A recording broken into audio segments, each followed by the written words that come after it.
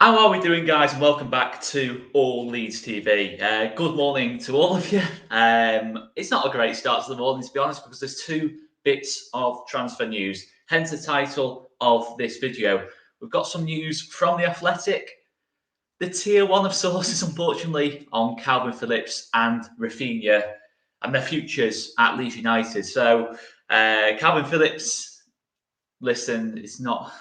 I don't know how to start this. I don't know whether to go to Kalvin first, Raf first. I don't know. Let's go to Raf first. Okay, let's go to Raf first because he's probably the player where there's been most mention of since the season's finished. So we'll go to Raf first. So Adam Crafton of The Athletic tweeted out last night, I think it was last night, maybe late evening last night. Arsenal and Tottenham both hold genuine interest in Leeds' Raphinha in what may be one of the biggest tussles this summer. Chelsea also have interest, but they are also pursuing Ousmane Dembele, while Spurs also considering Richarlison.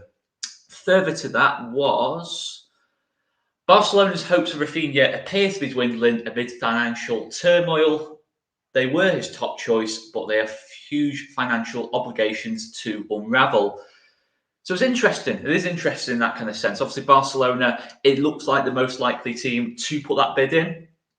It doesn't seem like that's going to come to fruition as such.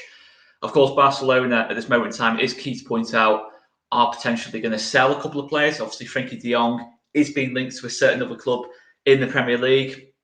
That will inevitably raise funds. So we'll have to wait and see on that. I'm not totally convinced on that until pretty much the transfer deadline day is done, kind of thing. I still haven't completely got that on my head in terms of Barcelona. I think obviously, they're a strange club at this moment in time, Barcelona. So I don't think you can totally rule them out of anything, personally. But obviously the other clubs at this moment in time in the Premier League that are looking at Raphinha, that's been mentioned by, as I say, a tier one source, superb writer within The Athletic as well. One of my favourite writers in The Athletic, actually, Adam Crafton. So this does sound pretty legit, to be totally honest with you, which is obviously not what you want to hear. In terms of Arsenal, though, let's just go through the clubs. Arsenal, does it really add up with Arsenal, if we're being totally honest? Bukayo Saka on the right-hand side seems pretty much their main man at Arsenal. Then you've got, obviously, if Raphinha moved to the left-hand side, you've got Gabriel Martinelli, Emile Smith-Rowe, who also plays on that side of the pitch. It doesn't really add up to me. In terms of what you'd imagine the transfer fee would be for someone like Raphinha.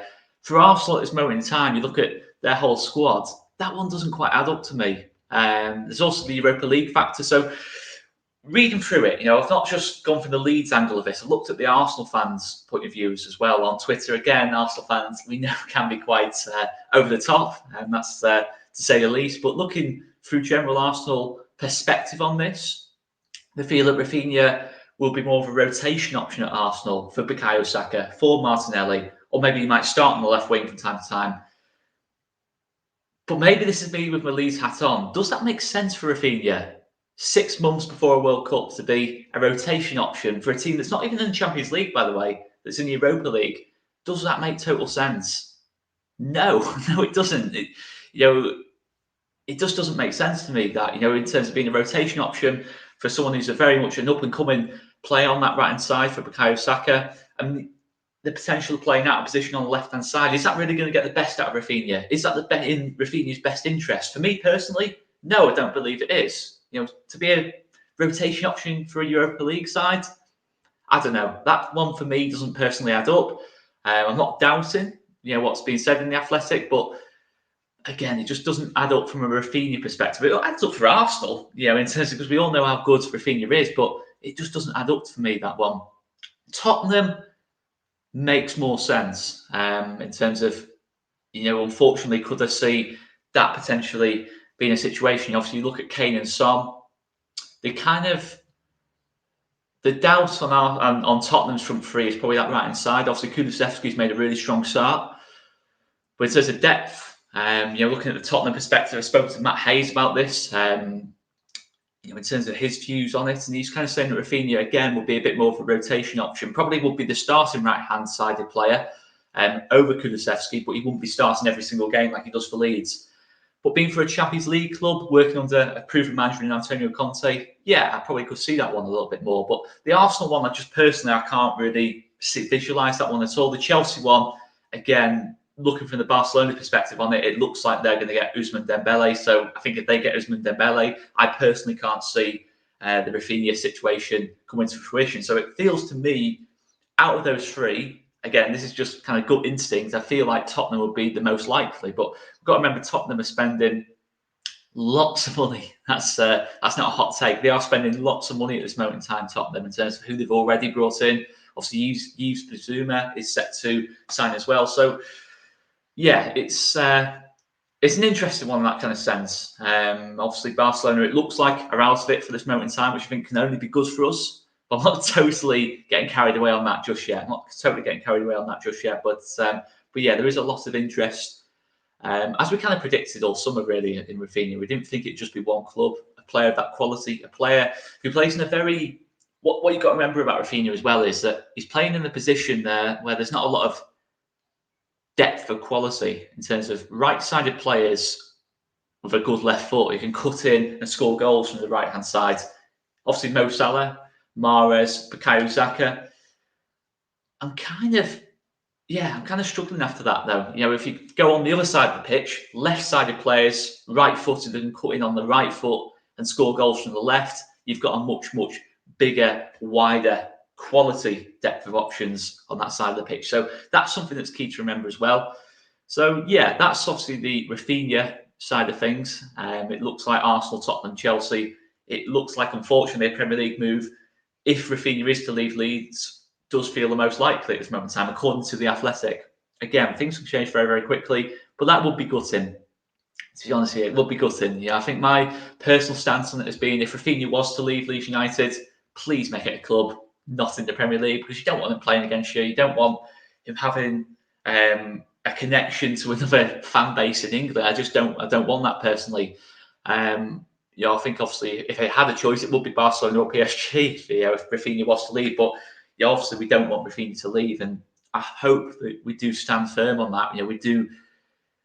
If things do develop in that situation, we get what Raphinha's worth is, and some of the fees I've seen mentioned are laughable, to be honest, from an Arsenal and Tottenham side of things. It's laughable in terms of some of the fees that have been mentioned, but nothing in terms of from the Athletic or Tier 1 sources on the valuation of Raphinha, the potential bids to come in for Raphinha. And we need to remember as well, let me just get the exact wording from Adam Crafton, hold genuine interest. So genuine interest isn't a bid yet. That's something key to mention. So maybe that's me clutching at straws, I don't know. But genuine interest isn't a bid. So that's the Raphinha news anyway. That is the Raphinha news. So more clubs in for Raphinha potentially.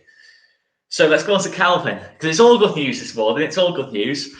So it looks like Manchester City is the potential destination here. Potential again, I'm saying. Manchester City are yet to table a formal offer, according to The Athletic. All this news is from The Athletic. Manchester City visualise closing agreement likely worth between 45 and 50 million. And Leeds, again, would look to replace with multiple players Calvin Phillips. So this is from Phil Hay, Sam Lee, and Adam Crafton within The Athletic. Three of the top writers in The Athletic. Obviously, we know our very own Phil Hay. So this is, again, there's no doubt this is legitimate information. We can't just ignore this one. For me, the thing that stands out straight away is the fee being mentioned, 45 to 50 million. That seems cheap, to be honest with you. That seems cheap to me in terms of the depth of work of Calvin Phillips in the Premier League, obviously being an established England international now. That does seem quite cheap to me in terms of the way the transfer market fees are going, especially if it's less than 50 million. For me, that feels cheap. I don't know. Let us know what you think in the comments, guys. I just feel that 50 million, yes, I know Calvin's had injury troubles, but I feel like he's a Leeds lad. The fact, obviously, he's a homegrown player. All these different kind of factors into it. The fact that he's replacing someone like Fernandinho at Manchester City. His form, his performances over the last 3.5, 4 years. It just feels cheap to me. In terms of course, it's only reports at this moment in time. I'm not saying this is a definite thing. And Manchester City haven't even formalised a bid, according to The Athletic. But there's lots of different sources saying different things. I think there were sources on Monday saying that they had put a bid in. Then obviously the Athletic is saying that they haven't put a bid in. So again, it's what it's like on transfer news and that lot. It's always going to be kind of like, changing all the time, changing day to day, hour by hour. And then I can guarantee there'll be different news outlets saying different things as well. So just looking at the Athletic point of view on this one, Manchester City, you look at the option they have at this moment in time in holding midfield, Rodri. For me, I look at Rodri, I think he is the best holding midfielder in the world at this moment in time, or certainly on current form, he's the best holding midfielder in the world in terms of what you can do on the football pitch. But we know Manchester City like to rotate. So, yeah, unfortunately, you look at Fernandinho leaving, the fact that Calvin probably is a like-for-like replacement for Fernandinho in terms of what he can offer on the football pitch. Yeah, from a Manchester City point of view, it does make sense. From a Leeds point of view, listen, I don't personally feel that 50 million is good enough for Calvin Phillips. I think probably can push for more. I mean, I'm looking at other fees and that lot. You have to look at it relative to the other fees that are happening in the transfer windows. Declan Rice is getting valued at 100 million. Jack Grealish moved last summer for 100 million. You've got to factor things like this into it. I know Calvin plays in a different position to Jack Grealish, and attacking players go for more defensive-minded players. But is he worth half what Jack Grealish is worth? No, I wouldn't personally say he is. But let us know what you think in the comments, guys. But from a Leeds point of view, a Calvin point of view, again, look at it going into a World Cup. He's got that position at Leeds week in, week out. At Manchester City, there's no guarantees in terms of playing time. And we know how much 𝐃𝐎𝐍𝐓𝐁𝐃 values playing time in terms of in that England squad. So, I don't know. But look, I'm not going to deny the fact that Manchester City are probably the best team in terms of quality at this moment in time. In England, certainly. It probably is an attractive proposal. But listen, I think in terms of game time, that's far less. You will obviously play games for Manchester City. There's no doubt about that. They obviously have a plan for Calvin Phillips. But yeah, from a Calvin point of view, does it make as much sense as what it does from a Manchester City point of view? I'm not sure. I'm not sure on that. But maybe that's me with my Leeds hat on. But anyway, guys, that is the latest news on Raphinha and Calvin Phillips and my analysis on both. Let us know in the comments if you agree and what you see the futures of Raphinha and Calvin being.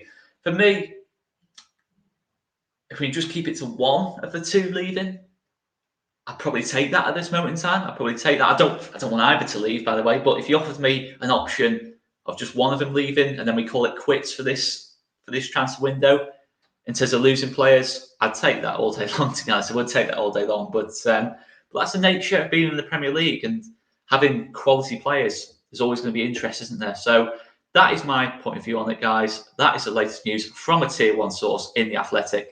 We will, of course, keep you updated on the latest. So, yeah, sorry for the quite downbeat video, but it's not ideal.